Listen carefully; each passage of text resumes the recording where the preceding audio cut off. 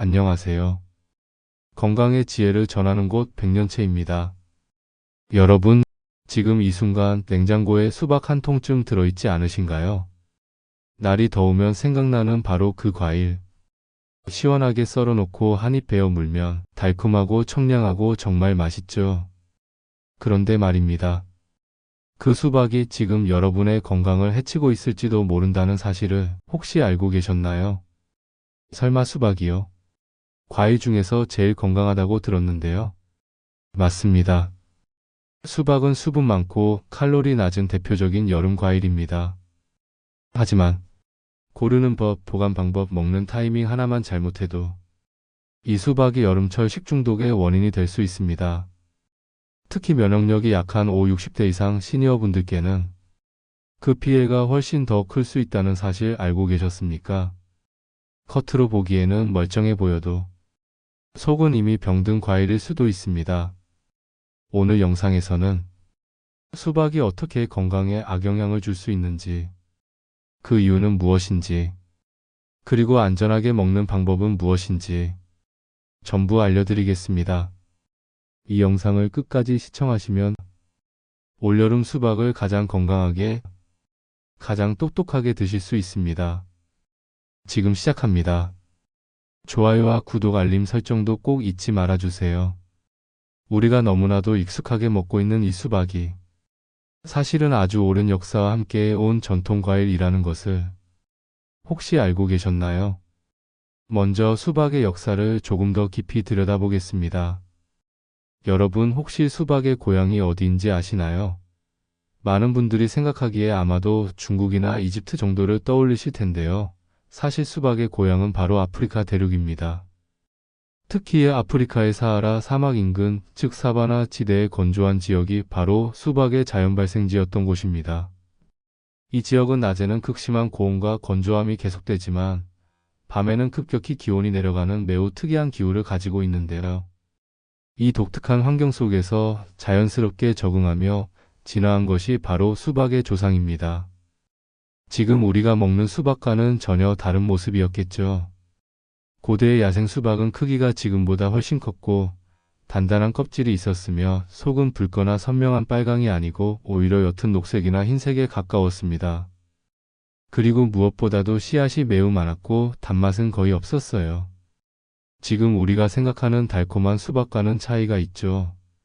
하지만 놀라운 점은 이 야생 수박이 당시에 건조한 사막과 사바나 지역에서 매우 풍부한 수분을 함유하고 있었다는 사실입니다.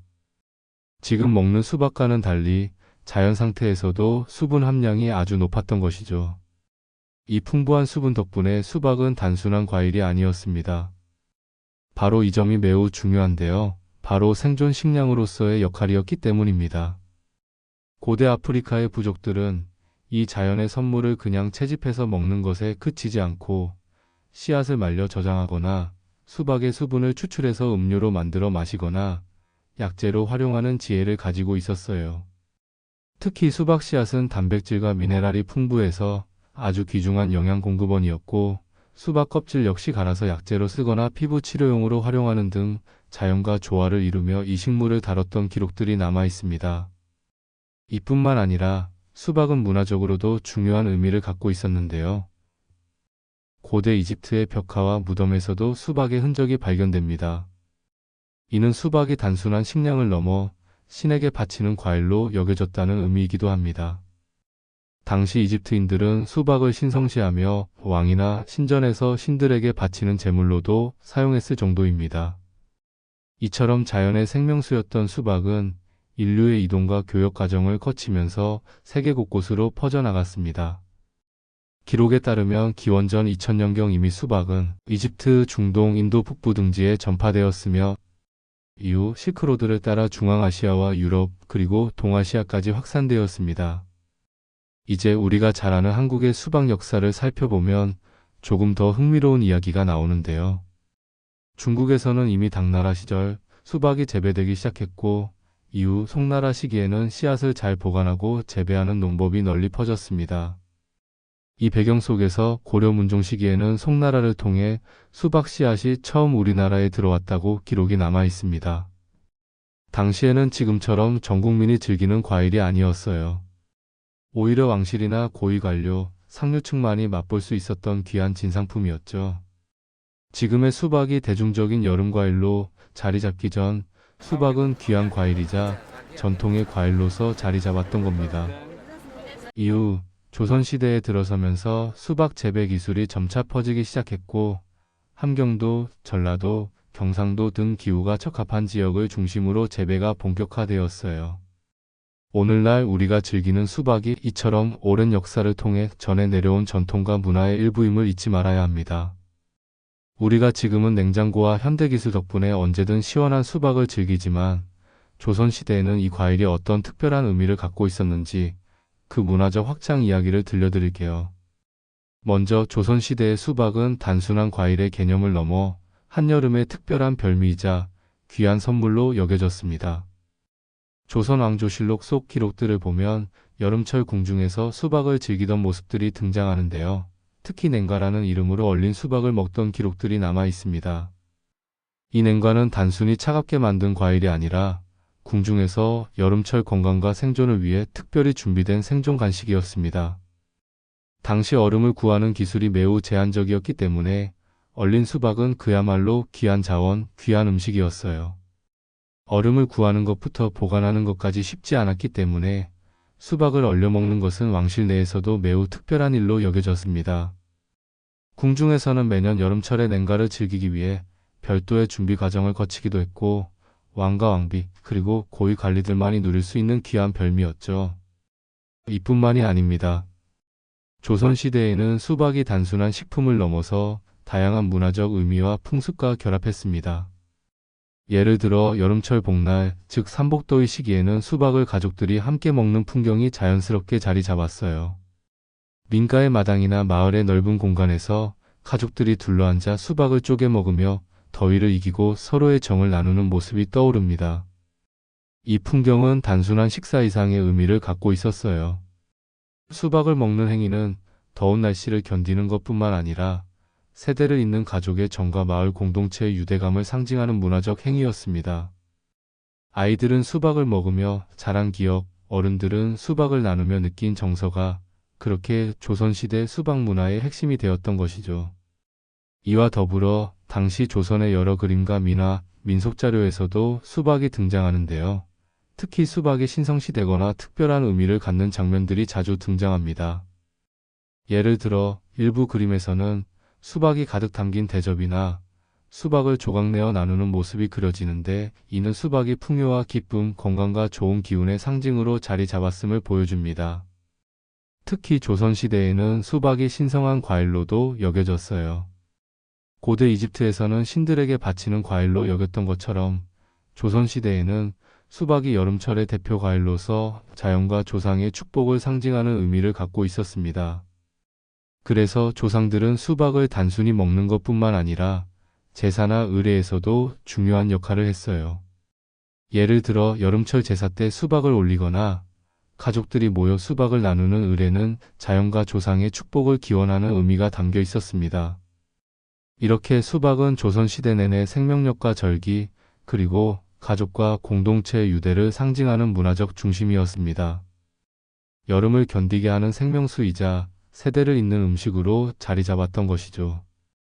또 하나 흥미로운 점은 조선시대에는 수박이 단순한 과일이 아니라 생활의 지혜와 농사기술이 결합된 문화적 산물이었다는 겁니다. 당시 농민들은 수박 재배에 있어 계절과 기후에 맞춘 재배법, 씨앗 저장법, 얼음 저장법 등을 활용하며 자연의 힘을 최대한 끌어들였어요. 이 모든 과정을 통해 수박은 생존의 지혜와 전통 문화의 일부로 자리 잡았던 겁니다.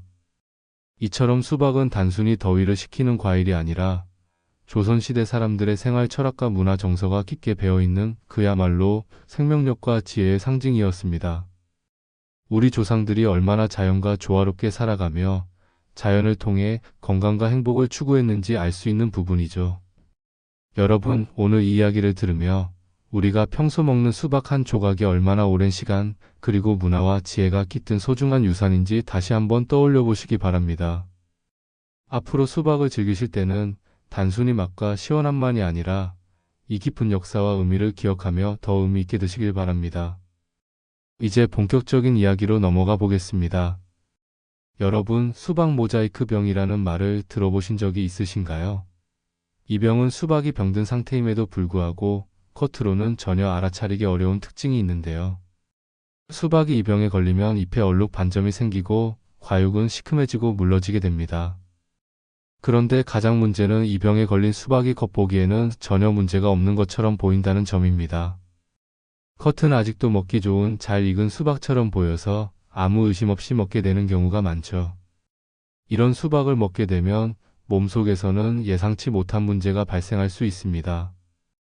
일단 위장에 부담이 가기 시작하면서 속이 더부룩하거나 소화가 잘 안 되는 증상이 나타날 수 있는데요. 심한 경우에는 구토와 설사가 반복되면서 탈수 증상까지 유발할 수 있습니다. 특히 수박이 병든 상태임에도 불구하고 외관상으로는 전혀 이상이 없기 때문에 누구나 쉽게 먹게 될 가능성이 높습니다. 이 병은 특히 면역력이 약한 분들, 중노년층이나 어린이, 그리고 이미 다른 질병으로 인해 면역력이 저하된 분들에게 더 치명적일 수 있습니다. 이들이 이 수박을 섭취하게 되면 일반적인 위장 장애를 넘어 더 심각한 건강 문제로 발전할 수 있기 때문에 각별한 주의가 필요합니다. 더운 여름철 수박이 주는 시원함과 달콤함에 빠져 무심코 먹다가는 예상치 못한 위험에 노출될 수 있다는 사실 꼭 기억하셔야 합니다. 실제로 여름철이 되면 수박 먹고 배탈 났다는 이야기를 하는 분들이 종종 있습니다. 이럴 때 대부분은 수박 자체의 문제가 아니라 세균이 증식된 상태의 수박을 모르고 먹었기 때문에 발생하는 일이죠. 수박은 수분이 많고 단단한 과일이기 때문에 제대로 보관하지 않거나 방치하면 빠르게 세균이 번식할 수 있는데요. 특히 수박을 썰고 나서 오래 방치하거나 상온에 놔두는 시간들이 길어질수록 위험은 더 커집니다. 예를 들어 수박을 냉장고에 넣어두면 안전하다고 생각하는 분들이 많으신데요. 사실 냉장 보관은 일정 부분 도움이 되지만 이미 썰어진 수박을 냉장고에 넣어 하루 이상 보관하게 되면 그 안에서 세균이 폭발적으로 증식할 수 있습니다. 냉장고 안에서도 온도와 습도에 따라 세균과 곰팡이 또는 독소가 번식하는 일이 일어날 수 있기 때문에 수박을 썰고 난 후에는 가급적 빠른 시간 내에 먹는 것이 가장 안전합니다. 또한 수박은 수분이 많기 때문에 상온에 방치하면 미생물들이 빠르게 증식하는 환경이 만들어집니다. 특히 더운 여름철에는 온도가 높아지면서 세균의 증식 속도도 훨씬 빨라집니다. 그래서 수박을 썰고 나서 적어도 2시간 이상은 상온에 두지 않는 것이 좋고 가능하면 바로 냉장 보관하더라도 하루를 넘기지 않는 것이 안전한 방법입니다. 오래 방치된 수박은 겉보기에는 아무 이상이 없어 보여도 이미 내부에 미생물과 균이 가득 차 있어서 섭취하는 순간 배탈이나 식중독 같은 건강 문제가 생길 수 있습니다. 특히 일부 어르신들은 냉장고에 넣어놨으니까 괜찮겠지라고 생각하시면서 방심하는 경우가 많은데요. 하지만 이미 썰어진 상태로 하루 이상 지나면 수분 많은 수박 안에서 균이 폭발적으로 증식할 수 있다는 사실 꼭 기억하셔야 합니다.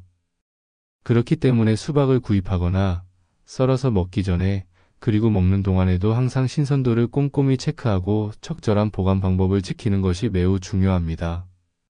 이 점을 잘 지키지 않으면 아무리 시원하고 달콤한 수박이라도 건강에 해로울 수 있다는 사실 오늘 꼭 명심하시기 바랍니다. 그렇다면 우리는 어떻게 해야 할까요? 아주 간단합니다. 첫째, 건강한 수박을 고르고 둘째, 올바르게 보관하는 것, 이 두 가지만 지키면 충분합니다. 먼저 수박을 고를 때는 껍질에 흠집이나 상처가 없는 것을 선택하세요. 흠집이 있거나 손상된 부분이 있는 수박은 세균이나 곰팡이의 번식 위험이 높기 때문에 주의가 필요합니다. 둘째, 밑동이 선명한 노란색이고 수박 줄무늬가 뚜렷하게 잘 보이는 것, 이 두 가지를 체크하는 것도 좋은 방법입니다. 이 두 가지는 수박이 잘 익었고 신선하다는 신호이기 때문에 건강하게 먹을 수 있는 수박을 선택하는 중요한 기준입니다. 셋째, 손으로 수박을 두드렸을 때는 둔탁한 소리가 나는 것을 선택하세요. 이 소리는 수박 내부가 촉촉하고 단단하게 잘 익었음을 의미하며 과육이 물러지거나 내부에 빈 공간이 생긴 경우에는 소리가 더 맑거나 멀쑥하게 들릴 수 있습니다. 따라서 이 작은 습관 하나만으로도 더 신선하고 안전한 수박을 고를 수 있습니다. 수박을 구매해서 자른 후에는 반드시 지켜야 할 중요한 규칙이 있습니다. 바로 자른 수박은 2시간 이상 상온에 방치하지 않는 것입니다. 특히 더운 날씨에는 더 빠르게 세균이 증식할 수 있기 때문에 빠른 시간 내에 냉장 보관하는 것이 필수입니다. 자른 수박은 바로 냉장고에 넣어 24시간 이내에 섭취하는 것을 권장합니다. 이렇게 하면 세균 번식을 최소화하고 건강하게 수박을 즐기실 수 있습니다. 이 5가지 작은 습관만 기억하셔도 여름철 수박으로 인한 배탈이나 식중독 같은 건강 문제를 충분히 예방할 수 있습니다. 건강한 수박 선택과 보관법 꼭 실천하셔서 시원하고 달콤한 여름철 과일을 안전하게 즐기시길 바랍니다. 오늘의 핵심 메시지입니다. 여름이면 꼭 생각나는 과일 바로 수박이죠. 그 수박이 우리나라에 오기까지의 긴 여정과 왕실 간식으로 쓰이던 전통, 그리고 오늘날 위생과 질병 문제로 이어지는 현실까지 모두 알고 나니 이 수박 한 조각의 무게가 새삼 다르게 느껴지지 않으시나요? 이 모든 것을 제대로 누리기 위해서는 반드시 올바른 선택과 적절한 보관, 적당한 시간에 먹기가 필요합니다. 이 작은 습관이 여러분의 여름 건강을 지키는 가장 강력한 비밀입니다. 그것이 단지 과일 하나를 어떻게 먹느냐일지라도 말이죠. 오늘 영상이 도움이 되셨다면 주변의 어르신들, 가족, 친구들과 꼭 공유해주세요. 혹시 이 영상이 도움이 되셨다면 좋아요와 구독, 알림 설정까지 꼭 잊지 말아주세요. 저희 백년체는 앞으로도 여러분과 함께 건강한 삶의 지혜를 나누기 위해 최선을 다하겠습니다. 감사합니다.